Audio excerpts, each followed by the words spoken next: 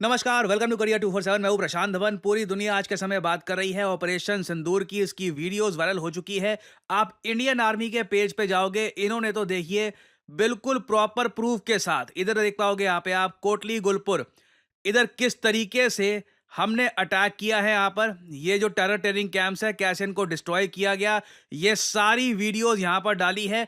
बाद में जो आफ्टर मार्थ की वीडियो है, क्या यहाँ पे डिस्ट्रक्शन हुई, वो पाकिस्तानी दुनिया को खुद ही दिखा रहे हैं कि देखो यहाँ मिसाइल मार दिया, यहाँ मिसाइल मार दिया। बट क्वेश्चन आगे ये आता है कि अब पाकिस्तान आगे क्या करेगा। एक बहुत ही इंटरेस्टिंग डेवलपमेंट देखने वाली ये है कि भारत के पूर्व आर्मी चीफ मनोज नरवाने साहब, इन्होंने एक ट्वीट करी ऑपरेशन सिंदूर के बाद। इन्होंने ये कहा, अभी पिक्चर बाकी है। परहैप्स इनको कुछ ऐसी बात पता है जो हमको नहीं पता, कि इंडिया अभी कुछ और भी करने वाला है। और पाकिस्तान की साइड से आप अगर देखो तो इनके प्राइम मिनिस्टर इनके पार्लियामेंट में खड़े होकर ये कहते हैं कि पाकिस्तान जवाब देगा।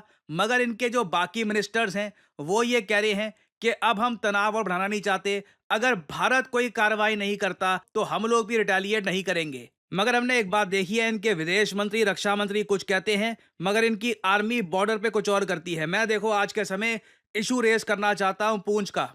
लाइन ऑफ कंट्रोल कर लगातार पाकिस्तान सीज फायर कर रहा है, और अब तो देखिए पाकिस्तान सिविलियंस को अटैक कर रहा है। जो सिविलियंस के घर हैं पूंछ डिस्ट्रिक्ट में, जम्मू कश्मीर के, वहां पर लगातार अटैक किया जा रहा है। एक गुरुद्वारे को भी टारगेट किया गया है। और सैड नंबर्स हमारे सामने हैं। पाकिस्तान की जो शेलिंग है, अगेन आपको याद होगा मैंने कुछ टाइम पहले वीडियो बनाई थी कि पाकिस्तान ना अपनी साइड, जो इनकी साइड की जो बॉर्डर है, वहां पर आर्टिलरी डिप्लॉय कर रहा है। आसिम मुनीर भी वहां पे आया था। इन लोगों ने एक्सरसाइज भी वहां पे कंडक्ट करी थी, युद्ध अभ्यास भी किया था। और मैंने आपको बताया था पाकिस्तान आर्टिलरी का बहुत यूज करेगा, और ये चाइनीज आर्टिलरी लेकर आए हैं इस बार, और इसका ओपनली ये लोग यूज कर रहे हैं। भारत के 15 सिविलियंस पाकिस्तान की आर्मी ने एलओसी के पास मार दिए। इसमें से 43 लोग बुरी तरीके से इंजर हुए हैं।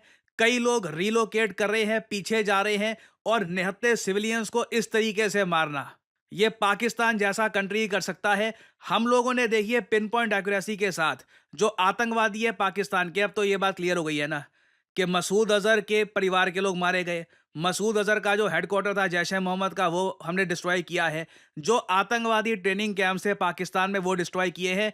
मगर पाकिस्तान सिंस हमारी फौज से नहीं लड़ पा रहा, पहले हमारे टूरिस्ट मारे थे इनके आतंकवादियों ने, अब इनकी आर्मी हमारे निहत्थे सिविलियंस पर बॉम्बिंग कर रही है। और ये वीडियो आप देख पाओगे जम्मू कश्मीर के पूंछ डिस्ट्रिक्ट की है। यहाँ पे ये जो घर है इस तरीके से जल रहे हैं।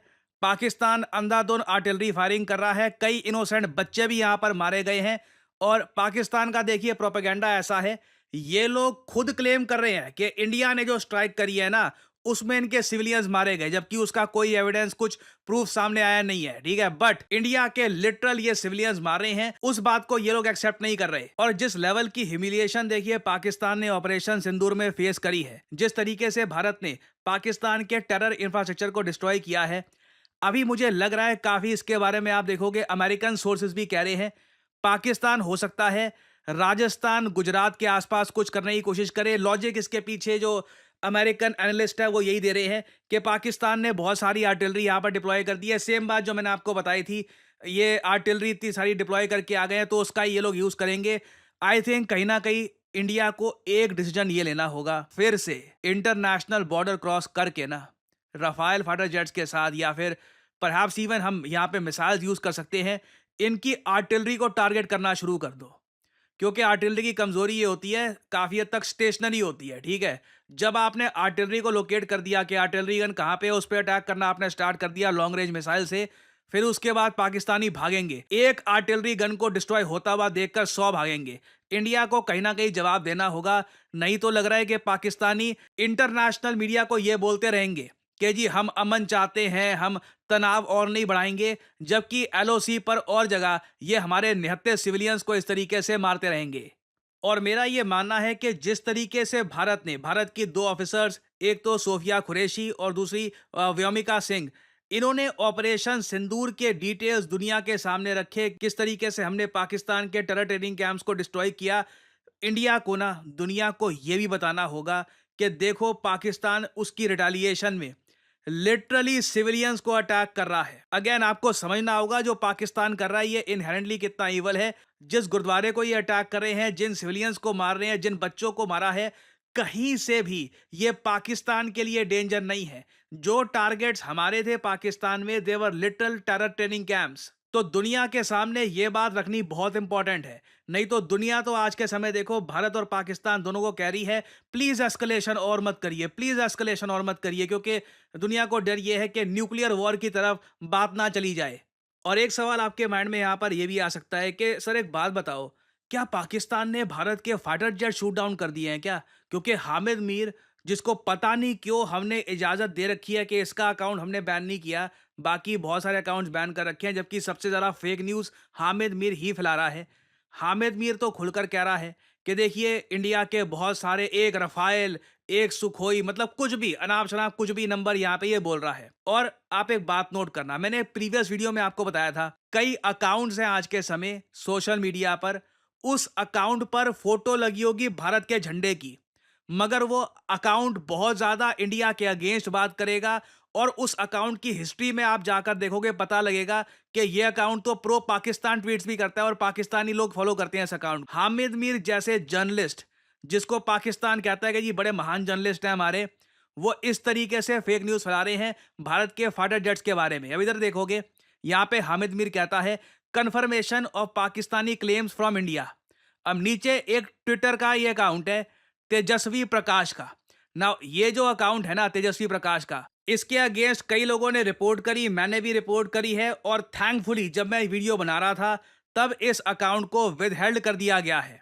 अब देख पाओगे जो इंडिया का झंडा लगा के यहाँ पे रखा हुआ था, और ये अकाउंट इंडिया के अगेंस्ट स्टेटमेंट दे रहा था, कुछ भी, कुछ 2-3 साल पुरानी कहीं से फुटेज उठा ली, किसी प्लेन क्रैश की, बोल दिया ये रफाल गिर गया है, ठीक है। और फिर उसके बाद पाकिस्तान के वरिष्ठ जर्नलिस्ट ये हामिद मीर, अब देखोगे वहां पे इंडिया का झंडा भी गायब है। The account has been withheld in India. Mohammed Zubair जो इंडिया के एक फैक्ट चेकर है, उसने भी यहाँ पर बोला था कि मोस्ट प्रॉब्ली ये अकाउंट इंडिया का है भी नहीं। तो मैं थोड़ा सा इसलिए आपको बोलूंगा, पाकिस्तान का डिसइंफॉर्मेशन ऐसे चल रहा है, ये अकाउंट बना देंगे, नाम इंडियन होगा सुनने में, इंडिया का झंडा भी लगा देंगे उस पर, फिर नीचे आप वो देख लेना जो वो अकाउंट है ना, बिल्कुल इंडिया के अगेंस्ट स्टेटमेंट दे रहा होगा, इंडियन मीडिया से सवाल पूछ रहा होगा और फेक न्यूज फैला रहा होगा। तो ये एक नया पैतरा है पाकिस्तान का, और थैंकफुली गवर्नमेंट ऑफ इंडिया ऐसे अकाउंट्स को बंद भी करवा रही है ताकि गलत न्यूज ना फैले। क्योंकि होता क्या है, अब जो भी आप कह लीजिए, हामिद मीर बड़ा नाम है, हामिद मीर कुछ बोल देता है ना, तो न्यूयॉर्क टाइम्स भी उसको सोर्स करके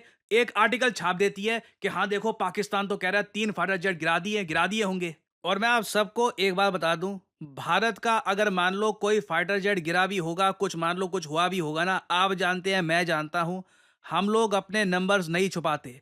चाहे गलवान हो, चाहे एलओसी हो, कारगिल हो, कहीं भी हो, जो नंबर्स होते हैं हमारे देश के सामने वो आ जाते हैं, ठीक है। और इसलिए अभी तक आपने देख लिया, ऑपरेशन सिंदूर को बहुत टाइम हो चुका है, कहीं से भी भारत की तरफ से ये स्टेटमेंट नहीं आई कि हमारा जी रफाल गिर गया, या फिर पाकिस्तान जो कह रहा है 5 फाइटर जेट इंडिया के इन्होंने शूट डाउन कर लिए, नंबर बढ़ते जा रहे हैं हर एक घंटे में। तो ऐसा कुछ अभी तक हुआ नहीं है, कुछ इसकी कंफर्मेशन आएगी, भारत सरकार खुद बता देगी। और इंटरनेशनल डिफेंस एनालिस्ट को आप अगर देखो, फॉर एग्जांपल माइकल क्लार्क, वो ऑस्ट्रेलियन क्रिकेटर नहीं, माइकल क्लार्क एक बहुत ही फेमस डिफेंस एनालिस्ट हैं, रिसर्च पेपर पब्लिश करते हैं और इनकी कई किताबें भी हैं।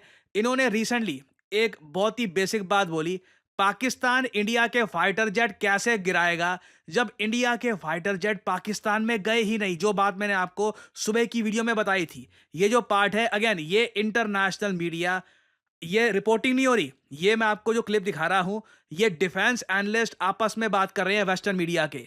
Just on that, Yana mentioned this potential downing of Pakistan claiming that 5 Indian jets have been shot down, which seems like a lot. There has been some clips on social media, which we're working to verify at the moment, but I don't think we can say with certainty whether they show fuselage of downed jets. We need to work out when those are taken. A, how plausible is, I mean, 5 jets would be a lot to lose. Well, yeah, I mean, I don't know how they've shot down any, because there's no reason for Indian Rafale aircraft, which is almost certainly what they were, to have left Indian airspace. If you look at the distances involved, I mean, Bahawalapur is 56 miles over the border. तो again सारी जो targets की sites थी, ये काफ़ी करीब है border के, तो इंडिया को बॉर्डर क्रॉस करने की ज़रूरत थी ही नहीं। तो हमारी बॉर्डर में, हमारे देश में रहकर ये रफ़ाइल कैसे गिराएंगे? It's not possible, right? अब हाँ, कुछ लोग कहते हैं कि जी द हिंदू ने कुछ पोस्ट कर दिया था, उस पे भी आते हैं, ठीक है, एक एक करके सब पे आता हूँ। द हिंदू ने यहाँ पर ये ट्वीट करके, ये बाय द वे ये जो स्क्रीनशॉट है ना, ये पाकिस्तान बड़ा शेयर कर रहे हैं। देखो, the Hindu, the great Hindu, इतना रेपुटेशन वाला इंडियन न्यूज आउटलेट है, उन्होंने ये ट्वीट कर दी कि at least 3 Indian fighter jets have crashed in Jammu and Kashmir Akhnoor, और ये यहाँ पे लोकेशन बता दी और यहाँ पे ये फोटो डाल दी। देखो, ये थोड़ा अनफॉर्चुनेट है क्योंकि ऑलमोस्ट सभी इंडिया के जर्नलिस्ट जो भी डिफेंस में रुचि रखते हैं, जो डिफेंस एक्सपर्ट्स हैं, सबने बोला है ये जो नीचे दिख रही है ना फोटो, ये रफाल फाइटर जेट या किसी भी फाइटर जेट की नहीं है। दूर से ही पता लग जाएगा विंग्स कहाँ हैं, बाकी चीजें कहाँ हैं। ये एक फ्यूल टैंक है। काफी बार क्या होता है कि फाइटर जेट्स को जब और ज्यादा तेज उड़ना होता है, तब जो नीचे के फ्यूल टैंक्स हैं वो फाइटर जेट छोड़ देता है और ये जमीन पे गिर दिए जाते हैं। ये कॉमन प्रैक्टिस है।